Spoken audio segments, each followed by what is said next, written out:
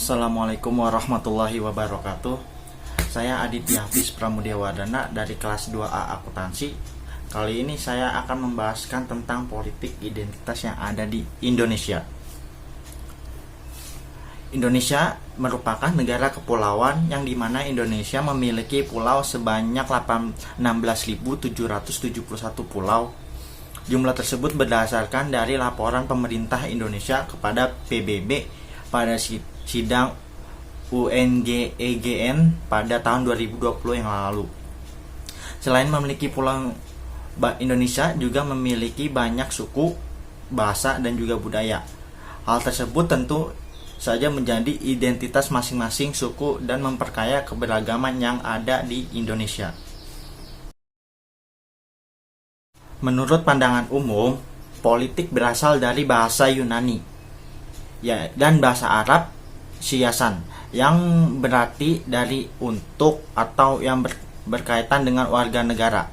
Di samping itu, politik juga dapat diartikan dari sudut pandang yang berbeda, yaitu politik adalah usaha yang ditempuh warga negara untuk mewujudkan kebaikan bersama, teori klasik Aristoteles. Yang kedua, politik adalah hal yang berkaitan dengan penyelenggaraan pemerintahan dan negara. Yang ketiga, politik merupakan kegiatan yang diarahkan untuk mendapatkan dan mempertahankan kekuasaan di masyarakat. Keempat, politik adalah segala sesuatu tentang proses perumusan dan pelaksanaan kebijakan publik. Sumber Wikipedia.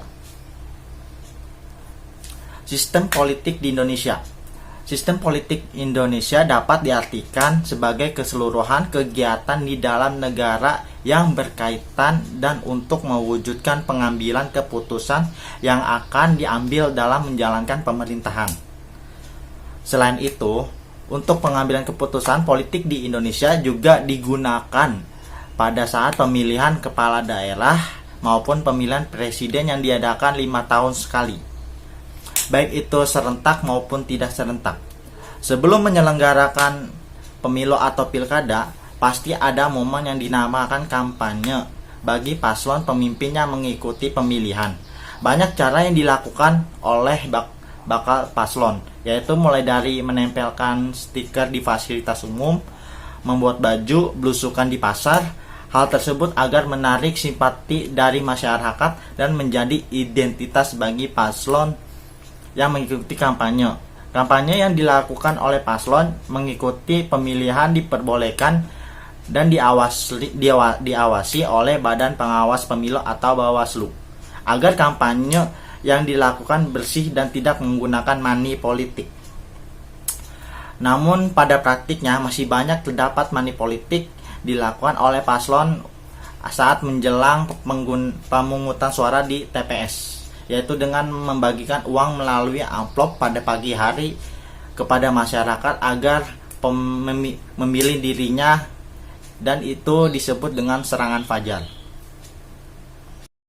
Politik identitas di pemilihan Gubernur DKI Jakarta tahun 2017.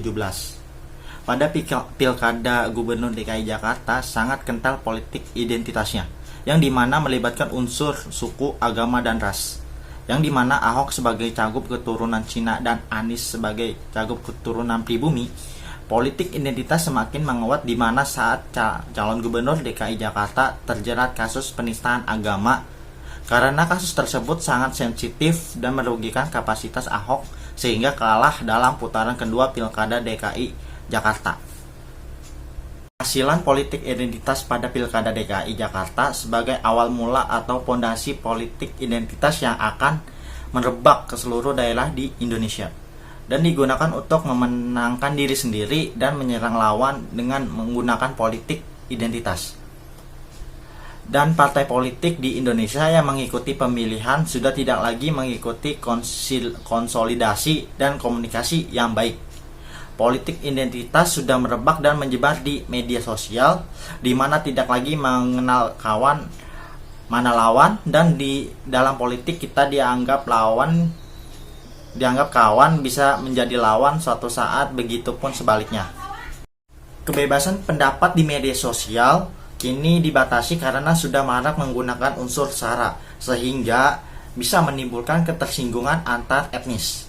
Bahaya dari praktik politik identitas ini adalah menimbulkan fasisme, yaitu prinsip kepemimpinan yang mutlak di mana perintah pemimpin dan kepatuhan berlaku tanpa terkecuali. Dan separatisme yang dimana paham untuk memisahkan diri dari suatu wilayah yang mutlak untuk mendapatkan kedaulatan tersendiri, seperti contohnya daerah timur Indonesia. Jika masyarakat sudah terkena paham seperti itu, maka akan mudah terprovokasi atau dimobilisasi oleh pihak tertentu. Contoh gerakan anti-Cina yang digalakkan oleh pihak Amerika yang disebabkan oleh Amerika sedang berseteru dengan Cina. Ditambah adanya aksi demonstran besar-besaran aksi 212 yang dimana massa berkumpul di Monas untuk berunjuk rasa. Dan peristiwa tersebut sangat kental politik identitas dan berpotensi terus berlanjut. Dari semua etnis yang ada di Indonesia, etnis Cina paling sering menjadi korban kekerasan oleh para kaum pribumi. Hal ini bermulai dari zaman penjajahan Belanda dulu, di mana pemerintahan kolonial Belanda membuat perundang-undangan kedudukan pribumi sebagai inlander atau kelas bawah, sedangkan warga Tionghoa di kelas atas yang mendapatkan akses ekonomi dari pemerintahan kolonial Belanda. Sehingga faktor tersebut yang membuat warga pribumi memendam kemarahan kepada warga Tionghoa hingga saat ini.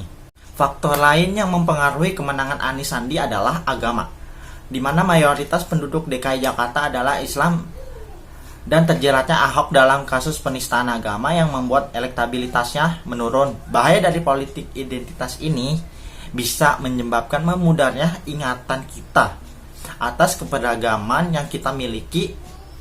Dengan keberagaman ini tentu kita dapat menjaga keutuhan bangsa baik ancaman dari luar maupun dari dalam negeri. Dengan demikian, Pilkada DKI Jakarta tahun 2017 yang dimenangkan oleh Anies Sandi tak luput dari politik identitas etnis Arab yang dimana mereka mendapatkan dukungan dari etnis dan suku Arab yang berada di DKI Jakarta. Sedangkan pasangan Ahok Jarot memainkan politik identitas berbasis etnis Tionghoa yang sekaligus menjadi representasi bidang ekonomi, sosial, dan agama Tionghoa yang dimana mayoritas Katolik. Politik identitas sendiri digunakan sebagai senjata menjatuhkan lawan politik identitas dan keterlibatan masyarakat Tionghoa yang merebak di kalangan masyarakat Indonesia saat ini. Dikarenakan dalam diri masyarakat Indonesia, khususnya ras Melayu, mereka akan memilih pilihan yang sesuai dengan golongan mereka. Politik identitas dianggap hal yang lumrah dilakukan dalam ajang pesta demokrasi di Indonesia. Elektabilitas seorang politis berpengaruh terhadap perjalanan dalam dunia politik. Secara teoritis, masyarakat cenderung akan memilih berdasarkan apa yang telah dilakukan seorang politis untuk kemajuan bersama daripada memandang latar belakang seorang politis tersebut. Politik identitas selalu muncul karena kurangnya pemahaman dari politikus. Walaupun mereka telah melakukan kampanye dan belusukan ke daerah-daerah dan sebagainya, sikap apatis dari masyarakat juga berpengaruh terhadap praktik politik yang sangat kuat. Masyarakat Indonesia masih menganggap bahwasannya politik itu hanya membuang-buang waktu dan takkan pernah menyelesaikan masalah apapun yang ada dalam negeri ini. Sehingga hal itu yang mendorong para politis melakukan praktik politik identitas untuk memandangkan pesta demokrasi sebagai senjata terakhir.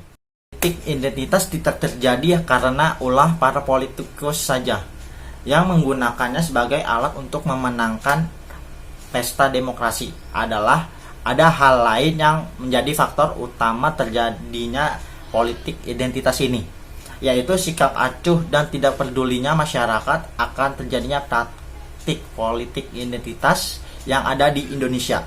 Seperti yang kita lihat fenomena yang terjadi belakangan ini pada masyarakat Indonesia, di mana terjadi suatu kejadian mereka bersikap acuh. Setelah kejadian tersebut itu viral di media sosial, barulah masyarakat bergerak, entah itu sekedar ikut tren atau memang benar-benar peduli.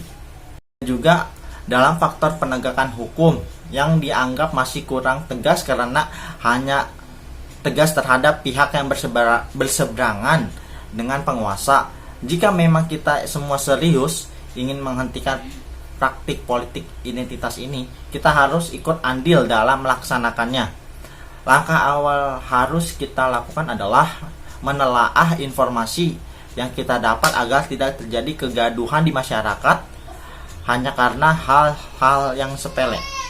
Hal kedua adalah para aparat harus tegas menindak semua oknum yang membuat gaduh tanpa pandang bulu, baik itu di pihak yang berseberangan dengan pemerintah maupun pendukung pemerintah sekarang. Jika aparat hanya menindak tegas pihak yang berseberangan yang dengan pemerintah dan kurang tegas terhadap oknum yang dekat dengan pemerintah, maka jangan harap jika praktik politik identitas di Indonesia akan hilang. Hal berikutnya yang harus kita lakukan adalah mencari atau menerima pendidikan mengenai politik tidak hanya di bangku sekolah atau perguruan tinggi saja, tetapi juga melalui berbagai instansi atau kelompok-kelompok sosial seperti keluarga, karang taruna, dan lain-lain. Hal ini dikarenakan penyampaiannya yang lebih mudah sampai ke masyarakat mengenai pemahaman politik identitas, dan masyarakat akan bertambah wawasannya dari pemikiran mereka lebih terbuka sehingga praktik politik identitas bisa diminimalisir. Berikutnya adalah pertanyaannya, apakah politik identitas ini di Indonesia bisa hilang? Tentu saja. Sekarang politik identitas sudah agak minimal, seperti yang terjadi di negara Irlandia, yang dimana Presiden Irlandia itu masa jabatannya itu hampir habis, dan masa pendukung Presiden Irlandia meminta agar masa jabatan Presiden Irlandia itu diperpanjang menjadi 3 periode. Tentu banyak pihak masyarakat yang mengkritik kebijakan itu, permintaan itu, karena bisa merusak undang-undang Irlandia. Tapi pendukung garis keras dari Presiden Irlandia ini mengucapkan atau bilang pihak yang mengkritik permintaan Presiden Irlandia 3 periode itu memiliki paham radikalisme, paham khilafah, dan mengancam negara. Hal itu sangat berbalik dengan undang-undang yang ada di Irlandia. Seperti halnya mahasiswa di Universitas of Irlandia atau UI itu mengkritisi kebijakan Presiden Irlandia yang dimana mengatasi pandemi COVID di Irlandia itu yang dianggap gagal, dan parahnya pemimpin universitas atau rektor University of Irlandia itu menjabat sebagai dewan direksi di perusahaan negara Irlandia. Ya, itu di Irlandia. Indonesia tidak ada.